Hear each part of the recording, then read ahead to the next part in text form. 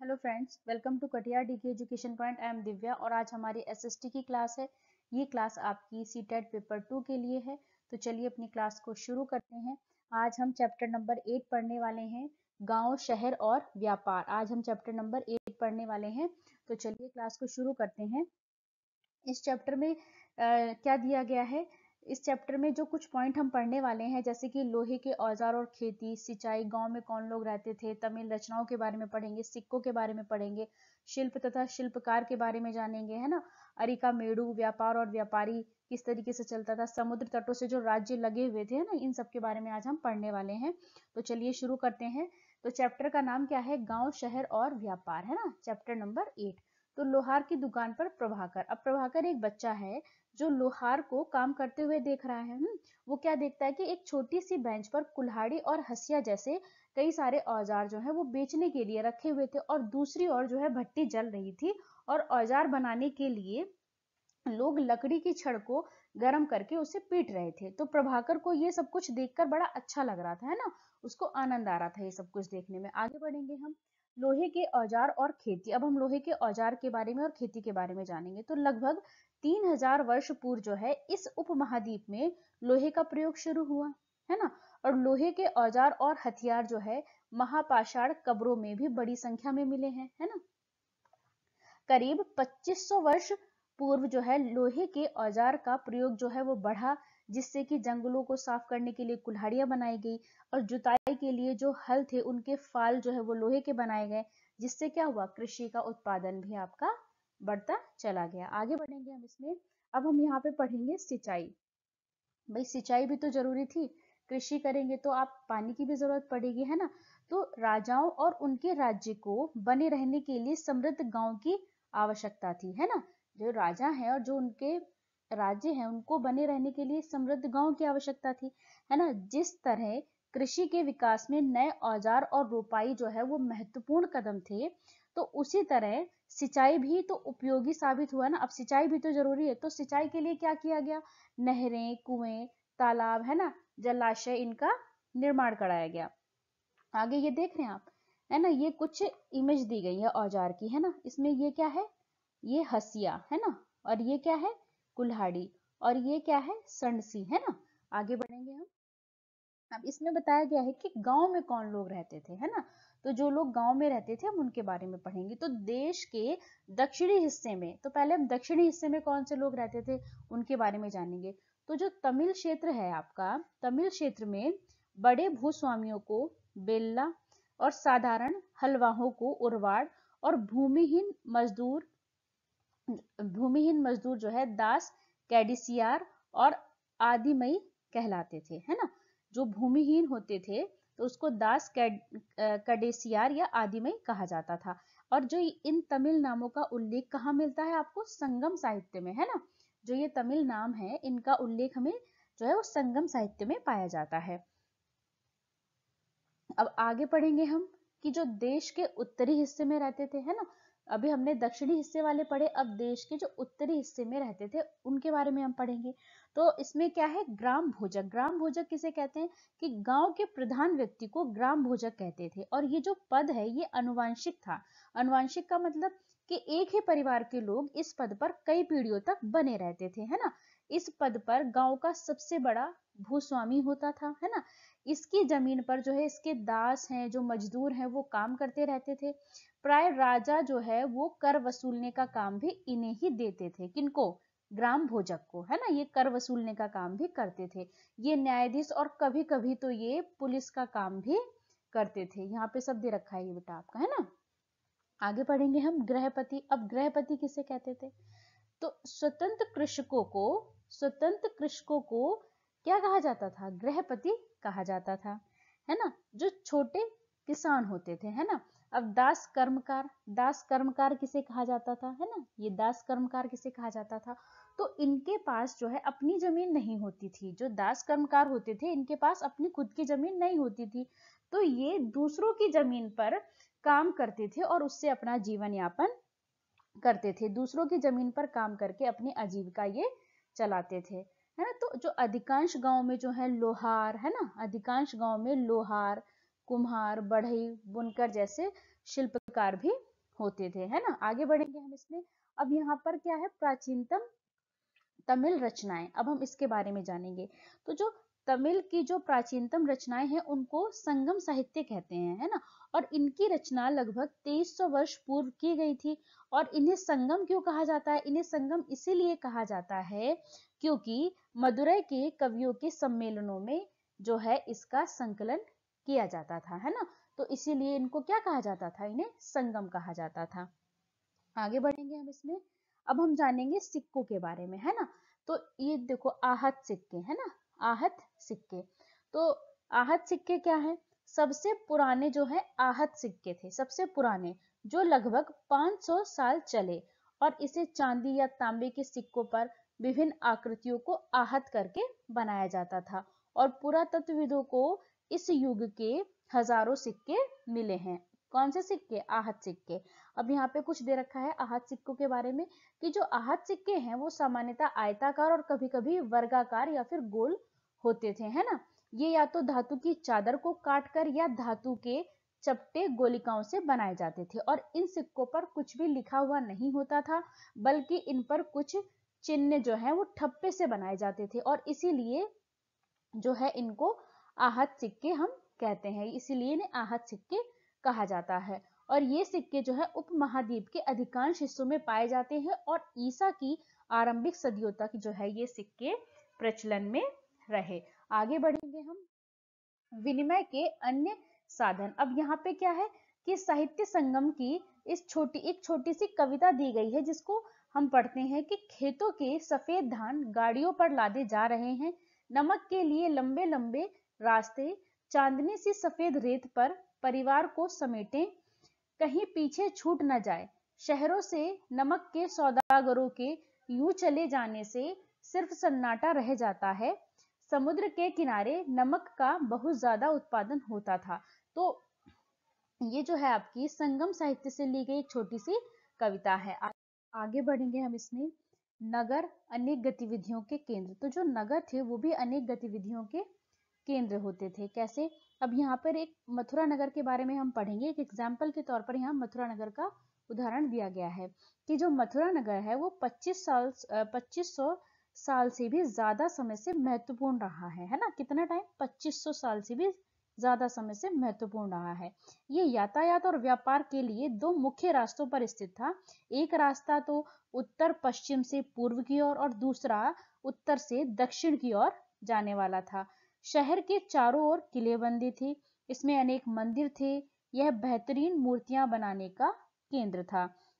शहर में रहने वालों के लिए भोजन आसपास के किसान तथा पशुपालक जुटाते थे, है ना। मथुरा जो है वो बेहतरीन मूर्तियां बनाने का केंद्र था।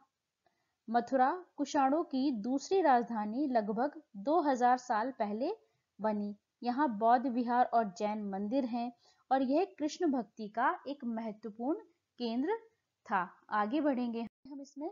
जो मथुरा है, मथुरा के बारे में और भी कुछ पॉइंट दिए गए हैं कि मथुरा में प्रस्तर खंडों तथा मूर्तियों पर अनेक अभिलेख मिले हैं। इनमें स्त्रियों और पुरुषों द्वारा मठों और मंदिरों को दिए गए दान का भी उल्लेख है कि जो दान किया गया है ना। अब ये जो दान करते थे ये कौन लोग करते थे, तो इस प्रकार के दान में जो शहर के राजा हैं, रानी हैं, अधिकारी हैं, व्यापारी हैं, जो शिल्पकार हैं, वो इस तरीके का दान करते थे, है ना। मथुरा के अभिलेख में सुनारों, लोहारों, बुनकरों, टोकरी बनाने वाले, माला बनाने वाले, इत्र बनाने वाले, इन सब का भी आपको उल्लेख जो है इसमें मिल जाता है ना। आगे बढ़ेंगे हम, शिल्प तथा शिल्पकार। अब हम इनके बारे में पढ़ेंगे। तो जो पुरा स्थलों से मिट्टी के बहुत ही पतले और सुंदर बर्तन मिले, है ना। पुरा स्थलों से मिट्टी के बहुत ही सुंदर और पतले बर्तन मिले, जिन्हें उत्तरी काले चमकीले पात्र कहते हैं। अब क्योंकि ये जो है ज्यादातर उपमहाद्वीप के उत्तरी भाग से ही मिले, है ना। ये जो बर्तन मिले हैं ये जो है उपमहाद्वीप के उत्तरी भाग में ही मिले। और उत्तर में वाराणसी, है ना, उत्तर में वाराणसी और दक्षिण में मदुरै जो है ना, ये कपड़े के उत्पादन के प्रमुख केंद्र थे। यहाँ स्त्री और पुरुष दोनों ही काम करते थे, है ना। अनेक शिल्पकार तथा व्यापारी अपने अपने संघ बनाने लगे। क्या बनाने लगे? संघ बनाने लगे, जिन्हें श्रेणी कहते थे। और शिल्पकारों की श्रेणियों का काम प्रशिक्षण देना, कच्चा माल उपलब्ध कराना तथा तैयार माल का वितरण करना था, है ना। व्यापारियों की श्रेणियों जो थी, व्यापारियों की श्रेणियां व्यापार का संचालन करती थी। श्रेणियां बैंकों के रूप में काम करती थी, और जब भी जहां लोग अपने पैसे जमा करते थे, लाभ के लिए इस धन का निवेश किया जाता था, है ना। लाभ का कुछ हिस्सा जमा करने वालों को लौटा दिया जाता था, है ना, या फिर मठ आदि संस्थाओं को, जो धार्मिक संस्थाएं थी, उनको दे दिया जाता था, है ना। आगे बढ़ेंगे हम इसमें।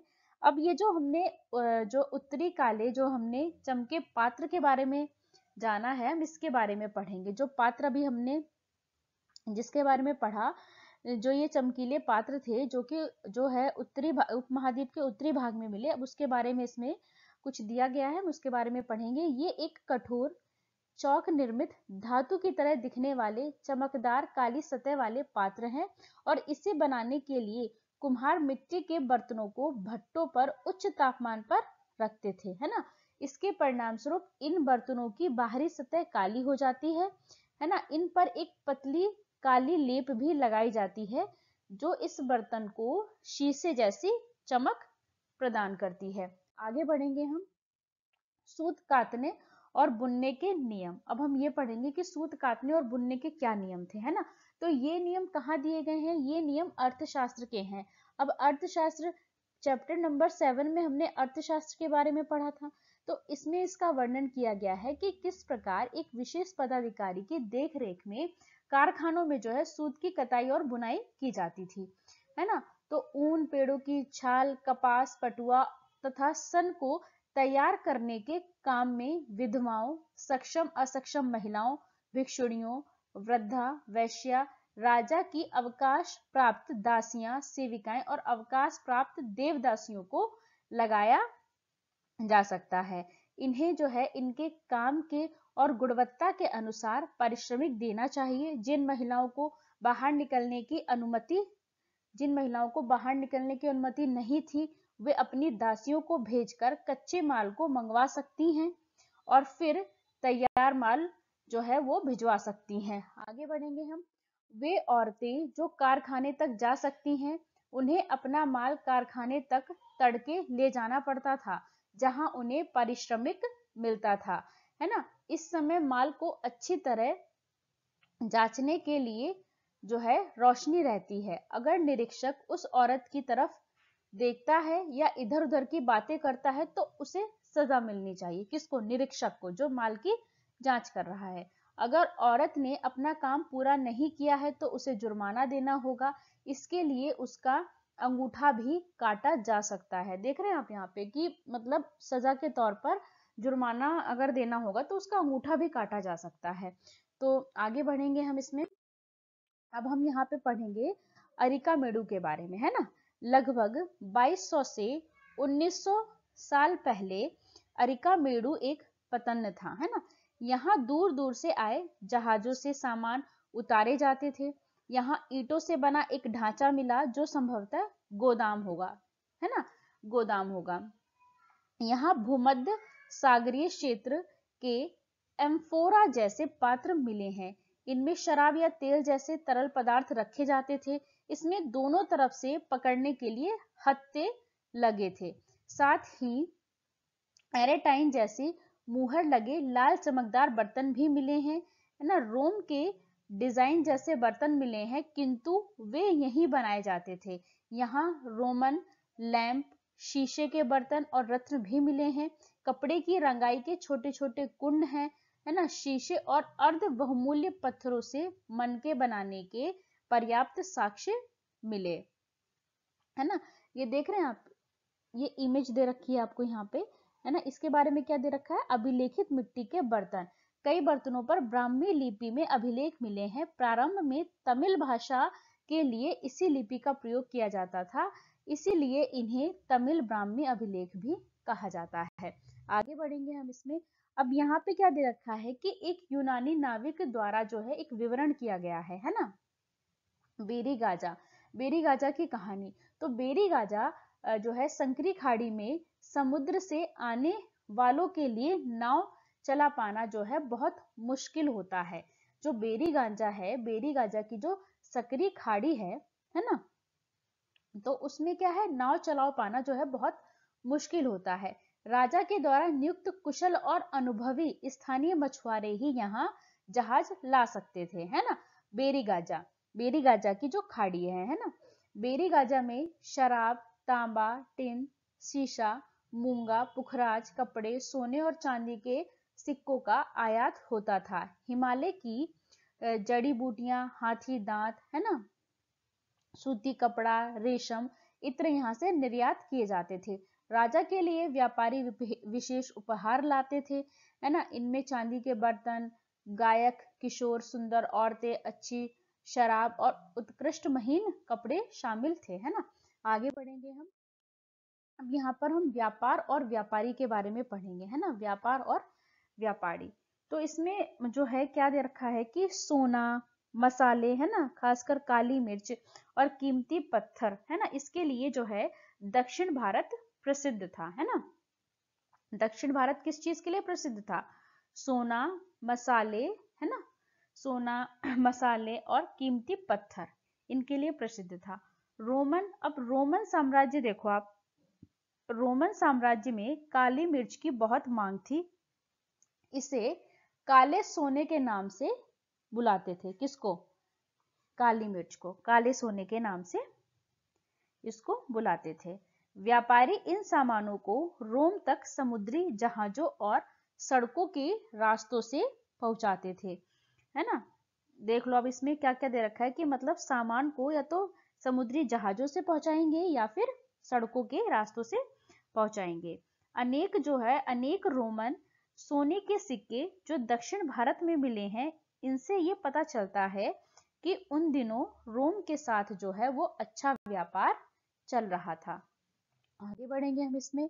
और इसमें एक क्वेश्चन पूछा गया है कि क्या तुम बता सकती हो कि सिक्के भारत कैसे और क्यों पहुंचे होंगे, है ना, ये सवाल पूछा गया है। आगे इसमें क्या दिया गया है कि व्यापारियों ने कई समुद्री रास्ते खोज निकाले। कुछ समुद्र के किनारे चलते थे तो कुछ अरब सागर और बंगाल की खाड़ी पार करते थे, है ना। अब देखिए इसमें क्या है कि नाविक जो है अफ्रीका या अरब के पूर्वी तट से इस उपमहाद्वीप के पश्चिमी तट पर पहुंचने के लिए दक्षिणी पश्चिमी मानसून के साथ अपनी यात्रा जल्दी पूरी कर लेते थे और इन लंबी यात्राओं के लिए मजबूत जहाजों का निर्माण किया जाता था, है ना। आगे बढ़ेंगे हम इसमें। अब इसमें क्या है, व्यापार से जुड़ी हुई एक कविता जो है वो दे रखी है कि व्यापार से जुड़ी कविता, है ना। व्यापार के प्रमाण हमें संगम कविताओं में मिलते हैं। अब नीचे लिखी हुई कविता जो है वो पूर्वी समुद्र तट पर स्थित पुहार पत्तन पर लाए जाने वाले जो है माल का उसमें हमें वर्णन मिलता है। समुद्री जहाजों पर लाए गए तेज तर्रार घोड़े, गाड़ियों पर काली मिर्च की गठरियां, हिमालय से मिले रत्न और सोना, दक्षिण की पहाड़ियों से चंदन की लकड़ियां, दक्षिणी सागर के मोती और पूर्वी सागर के मूंगे, गंगा और कावेरी की फसलें, श्रीलंका से लाए खाद्यान्न, म्यांमार के बने मिट्टी के बर्तन और दुर्लभ कीमती आयात। आगे बढ़ेंगे हम। अब नेक्स्ट पॉइंट हम पढ़ेंगे इसमें समुद्र तटों से लगे राज्य, है ना, जो राज्य समुद्र तट से लगे हुए थे। तो इस उपमहाद्वीप के दक्षिणी भाग में बड़ा तटीय प्रदेश है ना। इस उपमहाद्वीप के दक्षिणी भाग में बड़ा तटीय प्रदेश है। इसमें बहुत से पहाड़, पठार और नदी के मैदान हैं। नदियों के जो मैदानी इलाकों में कावेरी का मैदान जो है सबसे उपजाऊ है। कौन सा? कावेरी का मैदान जो है सबसे उपजाऊ है। लगभग 2300 वर्ष पूर्व दक्षिण भारत में 3 शासक, है ना। अब जो 3 शासक थे, है ना, दक्षिण भारत के 3 शासक कौन कौन से? चोल, चेर, पांडे, है ना, काफी शक्तिशाली माने जाते थे। और इन्हें संगम कविताओं में 3 मुखिया कहा गया है। इन्हें संगम कविताओं में 3 मुखिया कहा गया है। इन 3 मुखियाओं के अपने 2-2 सत्ता केंद्र थे, है ना। जो ये 3 मुखिया थे इनके अपने 2-2 सत्ता केंद्र थे, एक तटीय हिस्से में और दूसरा अंदरूनी हिस्से में, है ना। एक तटीय हिस्से में होता था और दूसरा अंदरूनी हिस्से में। इनमें से 2 केंद्र महत्वपूर्ण थे, एक चोलों का पतनपुहार, है ना, दूसरा पांड्यों की राजधानी मदुरै, है ना। 2 ये महत्वपूर्ण थे। आगे बढ़ेंगे हम इसमें। ये मुखिया लोगों से कर ना लेकर उपहारों की मांग करते थे, है ना। उपहार मांगते थे, कर ना लेकर के उपहार मांगते थे। कभी कभी सैनिक अभियानों पर आसपास के इलाकों से शुल्क वसूल कर लाते थे, है ना। इनमें से कुछ धन अपने पास रख लेते थे, है ना। बाकी अपने समर्थकों, नाते रिश्तेदारों, सिपाहियों तथा कवियों के बीच में बांट देते थे। अनेक संगम कवियों ने उन मुखियाओं की प्रशंसा में कविता लिखी है जो उन्हें कीमती जवाहरात, सोने, घोड़े, हाथी, रथ और सुंदर कपड़े देते थे। उनके लिए क्या लिखी हुई, कविताएं लिखी हुई हैं। लगभग 200 वर्षों बाद पश्चिम भारत में सातवाहन नामक राजवंश का प्रभाव बढ़ गया। सभी सातवाहन शासकों को दक्षिणापथ के स्वामी कहा जाता था। सातवाहन का सबसे प्रमुख राजा गौतमी पुत्र श्री सातकर्णी था। उसके बारे में गौतमी बलश्री यानी उसकी मां द्वारा दान किए गए एक अभिलेख में पता चलता है कि उसने पूर्वी, पश्चिमी तथा तटीय दक्षिणी तटों पर अपनी सेना भेजी थी, है ना। अब इसमें एक क्वेश्चन पूछा गया कि क्या तुम बता सकती हो कि श्री सातकर्णी तटों पर नियंत्रण क्यों करना चाहता था, ये क्वेश्चन पूछा गया है। आगे बढ़ेंगे हम इसमें। रेशम मार्ग और कुषाण, अब हम इसके बारे में पढ़ेंगे, रेशम मार्ग और कुषाण।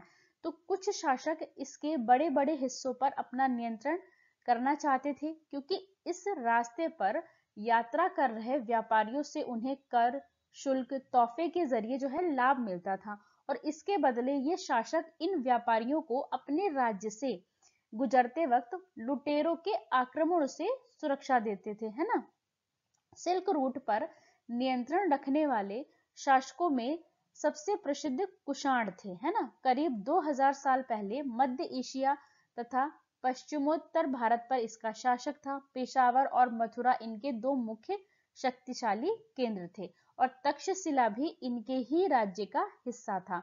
इनके शासनकाल में ही सिल्क रूट की एक शाखा मध्य एशिया से होकर सिंधु नदी के मुहाने के पतनों तक जाती थी। फिर यहाँ से जहाजों द्वारा रेशम पश्चिम की ओर रोमन साम्राज्य तक पहुंचता था। आगे बढ़ेंगे हम इसमें।